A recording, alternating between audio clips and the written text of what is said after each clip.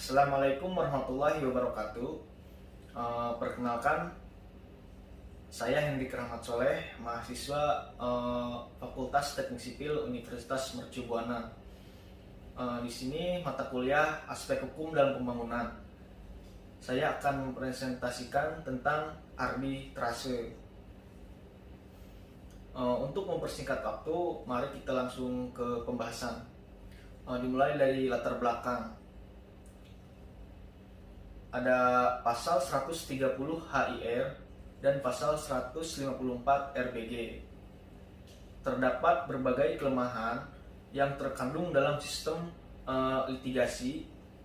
Perlu dicari sistem penyelesaian sengketa alternatif yang dianggap lebih efektif dan efisien. Mediasi dan arbitrase memiliki beberapa keunggulan komparatif dibandingkan litigasi. Penyelesaian sengketa melalui lembaga arbitrase lebih disukai oleh pelaku ekonomi dalam kontrak bisnis yang bersifat nasional maupun internasional. Dikarenakan sifat ini kerahasiaan, prosedurnya sederhana, dan putusan arbiter mengikat para pihak yang disebabkan putusan yang diberikan bersifat final.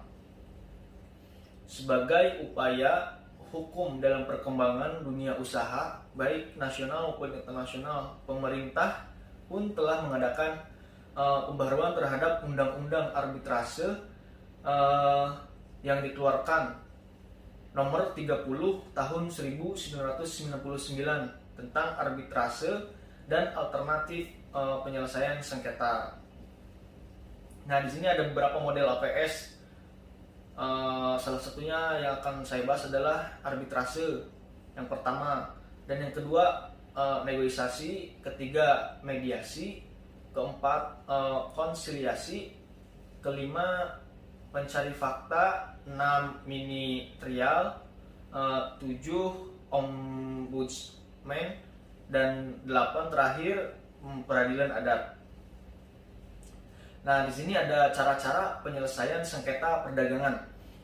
Yang pertama negosiasi, kedua mediasi, dan yang ketiga ada arbitrase yang jadi pokok bahasan di sini.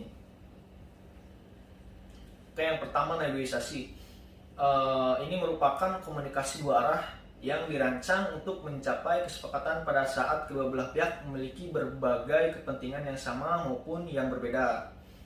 Nah, oleh karena itu, negosiasi merupakan sarana bagi pihak-pihak yang bersengketa untuk mendiskusikan penyelesaiannya tanpa melibatkan pihak ketiga sebagai penengah, baik yang tidak berwenang mengambil keputusan ataupun yang berwenang dalam mengambil keputusan sengketa tersebut.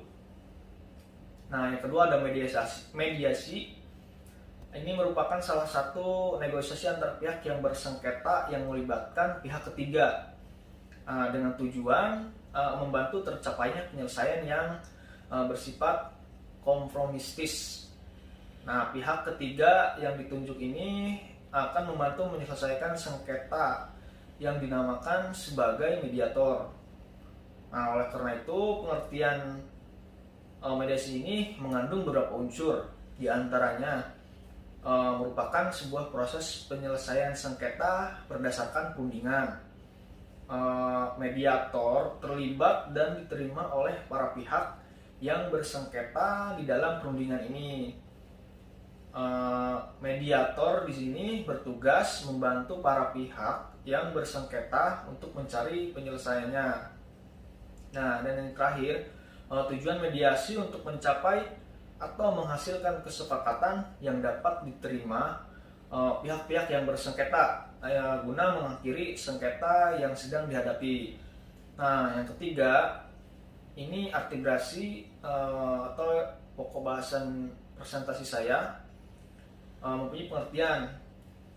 Arbitrase ini adalah penyelesaian suatu sengketa perdata di luar peradilan umum yang didasarkan pada perjanjian arbitrase yang dibuat secara tertulis oleh para pihak yang bersengketa. Nah, di sini para pihak yang bersengketa itu adalah sebagai subjek hukum, baik menurut hukum perdata maupun hukum publik. Perjanjian arbitrase ini adalah suatu kesepakatan berupa klausul arbitrase yang tercantum dalam perjanjian tertulis yang dibuat oleh para pihak sebelum sengketa terjadi. Nah, atau suatu perjanjian arbitrase tersendiri yang dibuat oleh para pihak setelah timbulnya sengketa. Nah, arbitrase ini mempunyai hukum formil yang dipergunakan dalam proses penyelesaian sengketa berdasarkan Undang-Undang Nomor 30 Tahun 1999. Nah, terhitung 30 hari sejak ditetapkan putusan arbitrase, maka harus didaftarkan kepada PN agar mempunyai kekuatan eksekutorial. Nah, Ketua PN memeriksa alasan atau pertimbangan putusan arbitrase yang tidak memeriksa pokok perkara. Nah, putusan yang telah dibubuhi dan ditentangi oleh PN berarti telah mempunyai kekuatan hukum yang tetap. Nah, putusan ini final dan mengikat. Nah, yang berwenang mengenai masalah pengakuan dan pelaksanaan putusan arbitrase internasional adalah Pengadilan Negeri Pusat. Untuk arbitrase ini mempunyai keuntungan. Yang pertama, dijamin kerahasiaan sengketa para pihak. Kedua, dapat dihindari kelambatan yang diakibatkan karena hal prosedural dan administratifnya. Ketiga, para pihak dapat memilih arbiter yang menurut keyakinannya mempunyai pengetahuan, pengalaman, serta latar belakang yang cukup mengenai masalah yang disengketakan dan mempunyai sifat jujur dan adil. Keempat, keuntungan arbitrase adalah para pihak dapat menentukan pilihan hukum untuk menyelesaikan masalahnya, serta proses dan tempat penyelenggaraan arbitrase. Dan keuntungan yang terakhir, putusan arbiter merupakan putusan yang mengikat para pihak dan dengan melalui cara prosedur sederhana saja ataupun langsung dapat dilaksanakan. Nah, di sini ada syarat arbitrase menurut pasal 12 Undang-Undang Nomor 30/199. Pertama, cakap dalam melakukan tindakan hukum.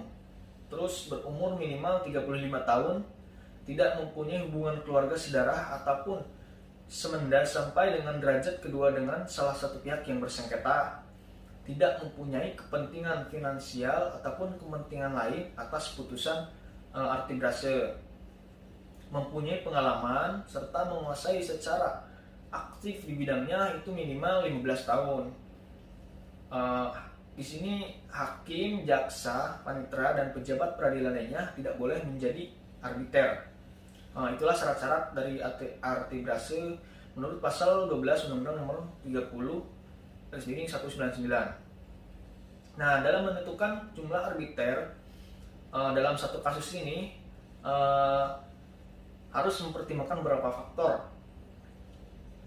Pertama itu jumlah yang dipersengketakan, kompleksitas klaim, nasionalitas dari pihak, kebiasaan dagang yang relevan atau bisnis atau profesi yang terlibat dalam sengketa, terus ketersediaan arbiter yang layak dan tingkat urgensi dari kasus yang bersangkutan. Nah, ada prosedur dalam pengangkatan arbiter ini. Yang pertama itu dengan factum de compromittendo. Nah, penunjukan dengan cara ini adalah ditentukannya dalam kontrak sebelum sengketa ini terjadi. Penentuan tata cara penunjukan arbiter ini dengan menempatkan klausul khusus dalam kontrak bisnisnya. Yang kedua, penunjukan dengan akta kompromis. Ini adalah penunjukan arbiter dengan suatu kontrak khusus yang dibuat setelah sengketanya terjadi, atau dapat juga terjadi penunjukan arbiter setelah berjalannya kontrak bisnis tetapi sebelum timbulnya sengketa. Yang ketiga, penunjukan langsung oleh para pihak setelah terjadi sengketa. Di sini para pihak masih diberikan kesempatan untuk langsung menunjuk sendiri apa arbiter baik tunggal maupun dari majelis. Nah, di sini kelemahan cara ini adalah para pihak sudah tidak kooperatif lagi karena sengketa telah terjadi sehingga kesepakatan kehendak dalam memilih arbiter sulit untuk tercapai. Yang keempat atau terakhir, penunjukan oleh hakim. Nah, hakim atau kepala PN ini dapat juga menunjuk para arbiter dalam hal sebagai berikut. Manakala para pihak dalam kontrak menentukan demikian, dan jika para pihak tunduk dalam suatu peraturan arbitrase dari lembaga arbitrase tertentu, di mana peraturan tersebut mensyaratkan penunjukan oleh hakim. Mungkin itu yang dapat saya sampaikan. Lebih kurangnya mohon maaf. Stay healthy and stay home. Terima kasih. Wassalamualaikum warahmatullahi wabarakatuh.